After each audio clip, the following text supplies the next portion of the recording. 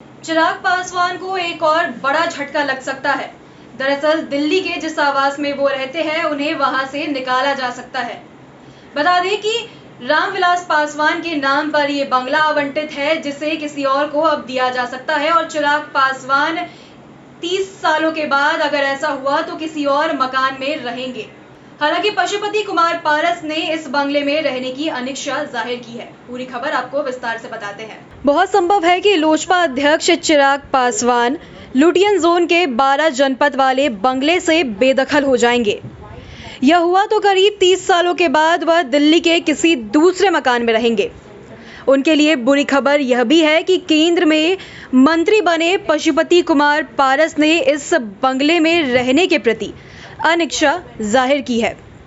वजह यह है कि वह अपने बड़े भाई रामविलास पासवान के पर्याय की तरह रहे इस आवास में नहीं रहना चाहते हैं। यहाँ रहने पर उन्हें हर वक्त भाई की कमी महसूस होगी। यह स्थिति उन्हें असहज कर सकती है। चिराग के लिए यह बुरी खबर इसीलिए है क्योंकि पारस अगर इस मकान में रहते हैं तो उन्हें राजनीतिक लाभ मिलता। लोगों से कहती कि चाचा ने मुझे पार्टी से बेदखल करने की कोशिश तो कर ही रहे हैं, साथ ही उन्होंने मुझे घर से भी बेदखल कर दिया। इससे उन्हें बिहार के लोगों से सहानुभूति मिलने की उम्मीद थी। हालांकि जिस दिन उन्हें बंगला खाली करने के लिए कहा जाएगा, सहानुभूति हासिल करने के लिए कुछ न कुछ वह जरूर कहेंगे। बता दें कि जनपद स्थित 12 नंबर का यह मकान केंद्र सरकार के शहरी मंत्रालय का है। यह केंद्रीय मंत्री या उस स्तर के लोगों के लिए निर्धारित है और चिराग महज एक सांसद है, लिहाजा वह इसमें नहीं रह सकते हैं। बता दें कि वीपी सिंह के कैबिनेट में मंत्री रहने के दौरान यह रामविलास पासवान के नाम से आवंटित हुआ था। 31 अक्टूबर 1982 को जन्मे चिराग की उम्र मुश्किल से 8 साल की होगी। वे इसी उम्र में माता पिता के साथ इस बंगले में आ गए। बचपन और जवानी के खूबसूरत पल उनके यहीं बीते हैं। इसी आवास में रहते हुए वे 2 बार सांसद बने।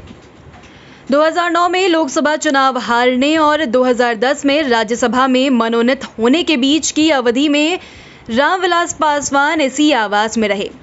इसके लिए उन्हें बाजार दर पर किराए का भुगतान करना पड़ा। यूपीए सरकार ने मंत्री न रहते हुए भी रामविलास पासवान की वरीयता और उपयोगिता को देखते हुए इस आवास में उन्हें बने रहने दिया। लेकिन चिराग अभी वैसी हैसियत हासिल नहीं कर पाए हैं। हालांकि भाजपा का एक हिस्सा चिराग को इसी आवास में रहने देने के पक्ष में है।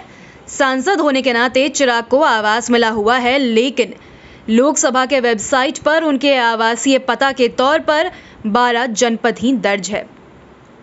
अधिक संभावना इस बात की भी है कि 12 जनपद वाला यह बंगला बिहार के किसी मंत्री को मिले। ताजा विस्तार में राज्य में सिर्फ 2 मंत्री बने हैं।